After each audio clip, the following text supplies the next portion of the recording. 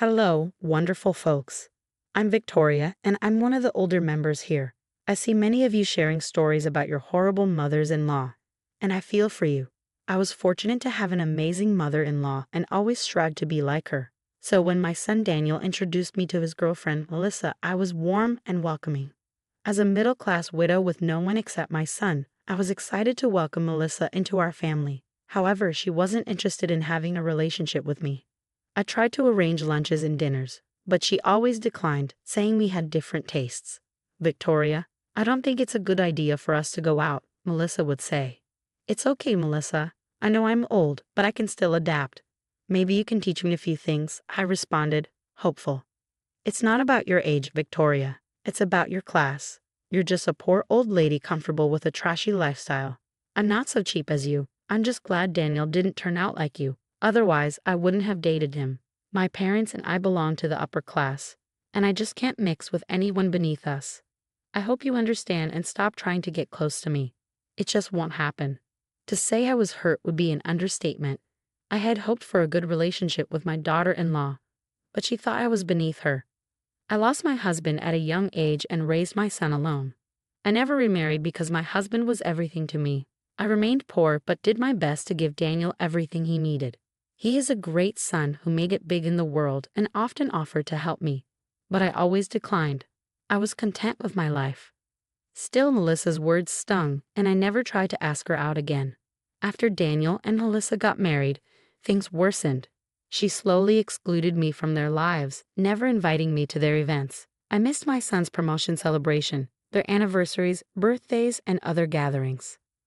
My son expressed his disappointment with his wife and even considered separating from her because she had become controlling and didn't want him to stay in contact with me. I advised him not to make any rash decisions and to give his wife a few more chances. Separation was off the table soon, as Melissa became pregnant with a daughter. But even after that, nothing changed. She excluded me from the baby shower and gender reveal and didn't let me meet the baby at the hospital. I never complained because I didn't want to cause trouble. For 6 years, I continued to be excluded from my own son's family. I did manage to have a great relationship with my granddaughter, but Melissa began to put a stop to that too. I was at my wit's end and suspected Melissa was planning something drastic. My suspicions were confirmed when Daniel showed up at my house looking very downcast. Daniel, you don't look well. What's the matter? Is something going on? Mom, I just can't do this anymore. I've tried everything, but things are only getting worse. I can't even talk to you without worrying about starting a fight at home. Is Melissa creating problems again? Daniel, it's breaking my heart to see you like this. You don't have to come to see me if it means your troubles will get worse. Mom, I need you in my life. I don't like the way Melissa has been trying to control me. I've been unhappy in this marriage for a long time now.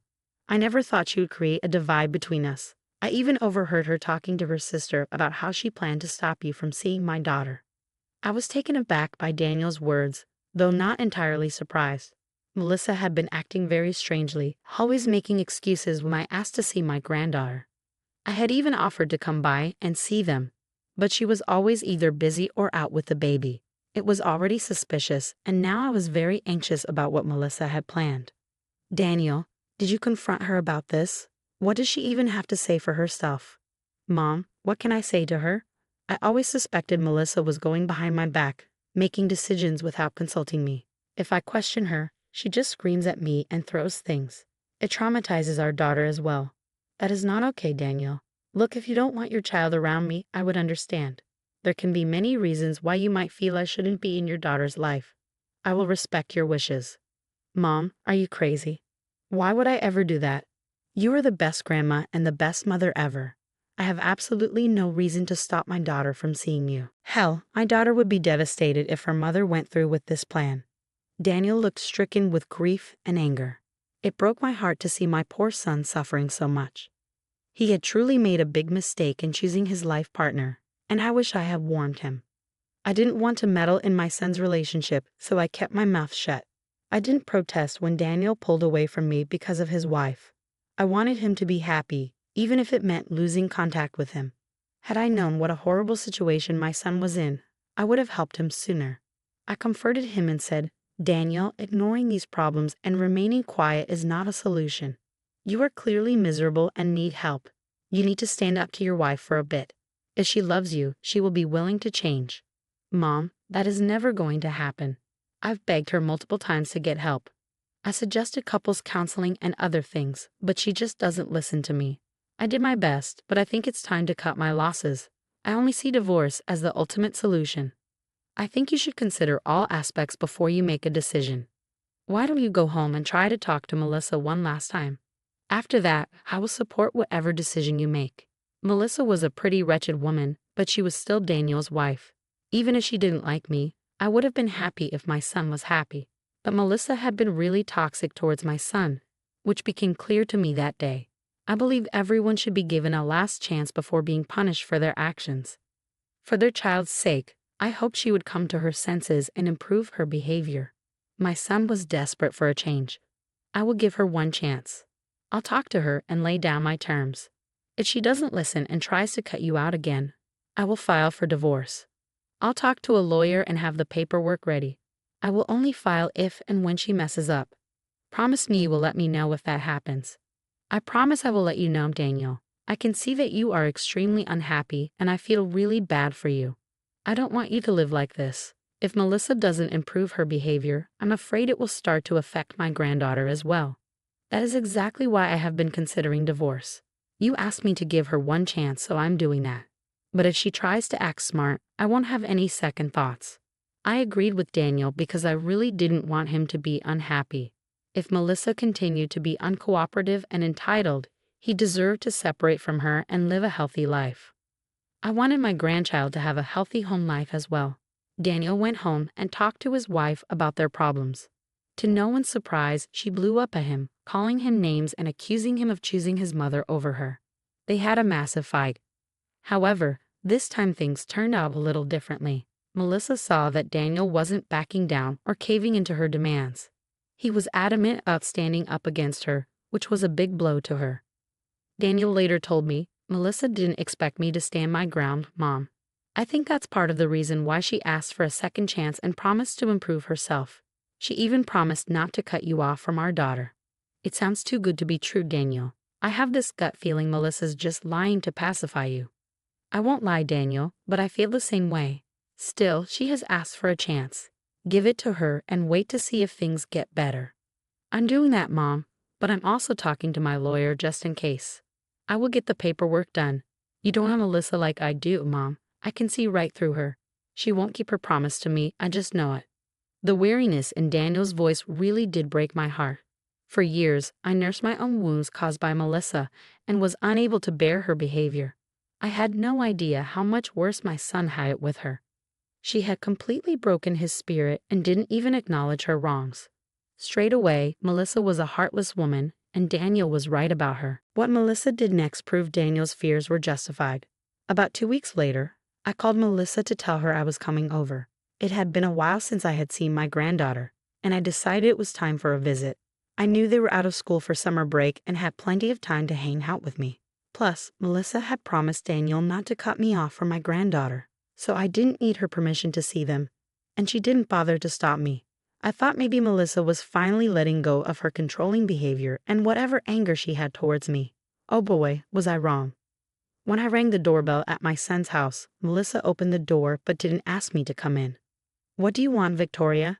"Daniel is not home, and I'm kind of busy right now. I've come to see my granddaughter. It has been a long time since I've seen her. I was missing her, so I thought I would drop by." "I don't think this is a good idea, Victoria. My daughter is not available right now. Sorry to say that you can't see her today." I was a little taken aback to see the same version of Melissa that I saw last time.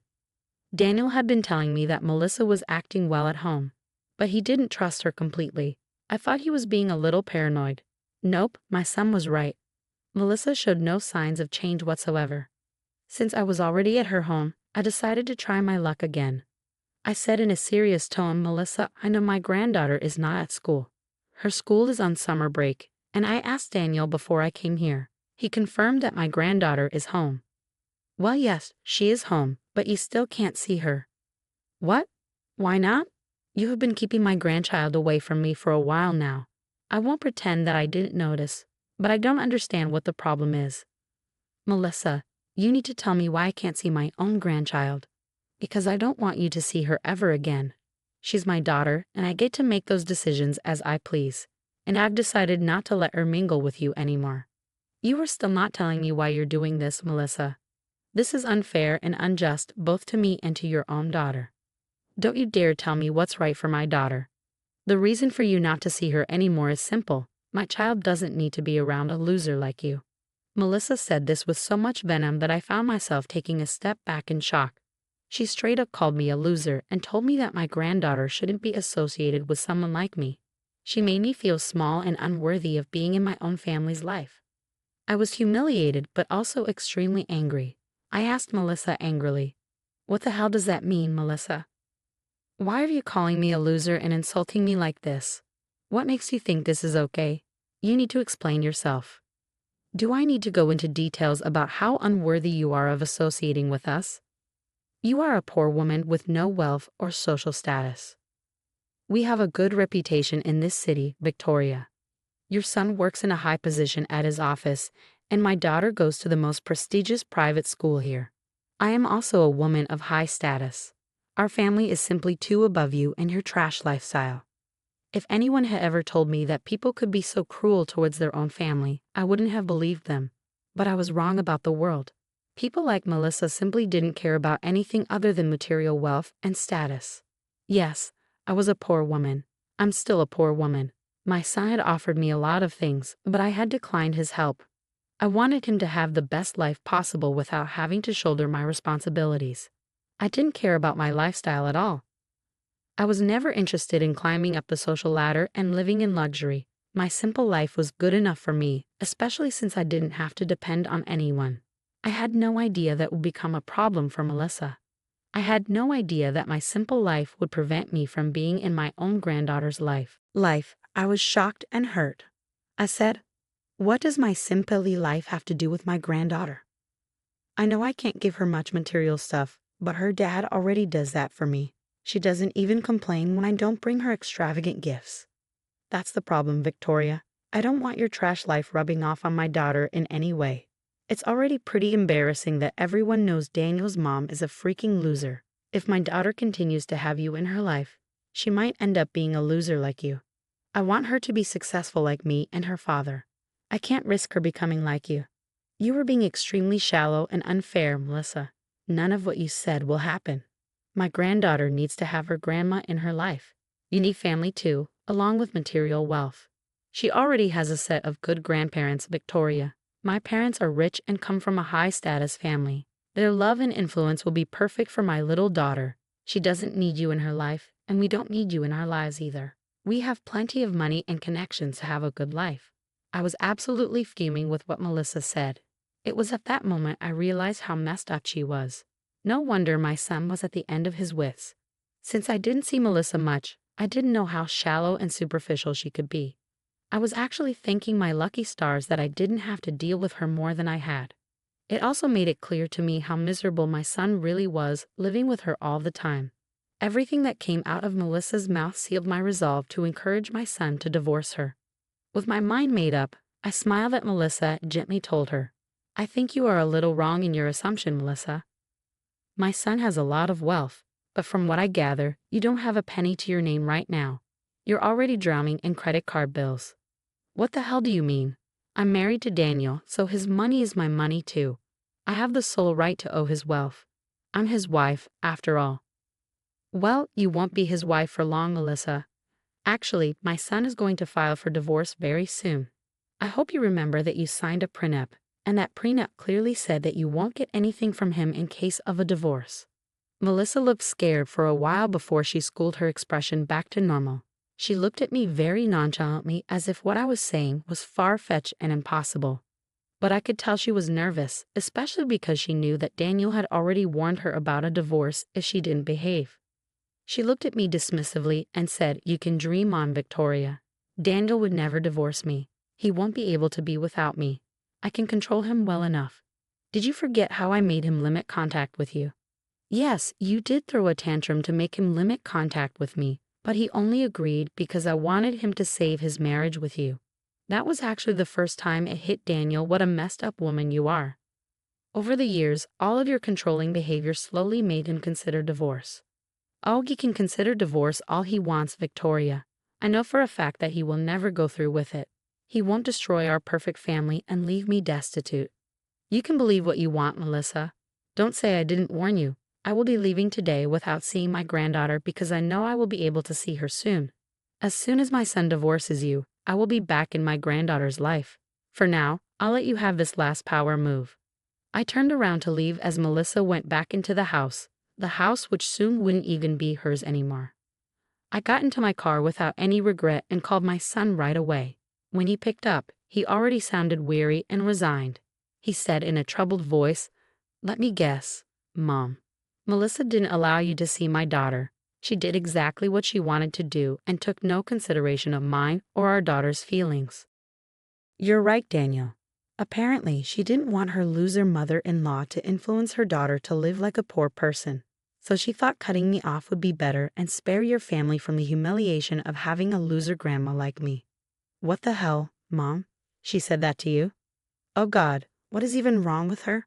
I can't believe she would say these things to my own mother. I'm so sorry you had to hear those things, Mom. I can assure you it's not true. You are the best mom and grandma ever. I don't think I'm the best mom or grandma, Daniel. I wasn't attentive enough to know how miserable you were in your marriage. If I had known before, I wouldn't have advised you to give Melissa so many chances. I'm sorry for not being a better guardian. I guess you were right. Divorce would be a good move for you. Don't blame yourself, Mom. I was equally responsible for not telling you everything about my life and just going along with Melissa to keep the peace. That won't happen anymore. I will file for divorce today itself. I'm done being manipulated and I'm done raising my daughter in a toxic household. We both deserve better. That night, Daniel showed up at my door with his clothes, and he brought my granddaughter along as well. He had filed for divorce and told Melissa about it. Apparently, Melissa had flipped out and started to attack Daniel for leaving her. She didn't want to get a divorce and lose Daniel's money that she had been relying on.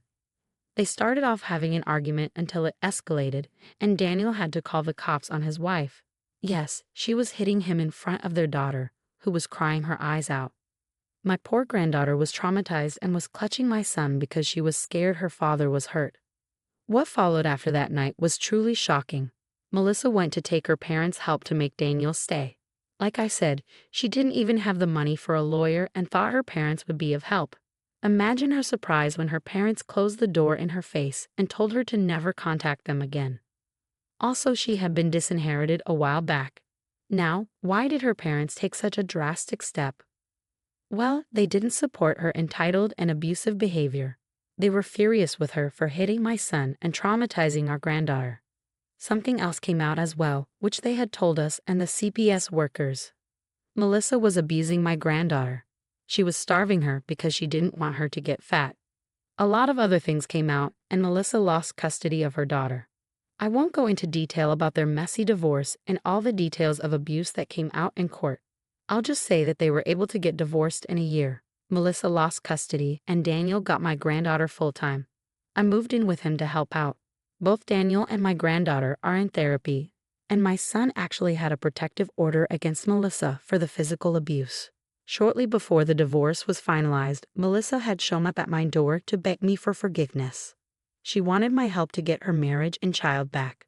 Suffice it to say, I kicked her out instantly. Right now, I'm having a good life with my son and granddaughter, who are happy to be rid of that horrible woman. It looks like we will be okay, while Melissa is off working at a convenience store after losing everything and becoming the poor loser she didn't want to be.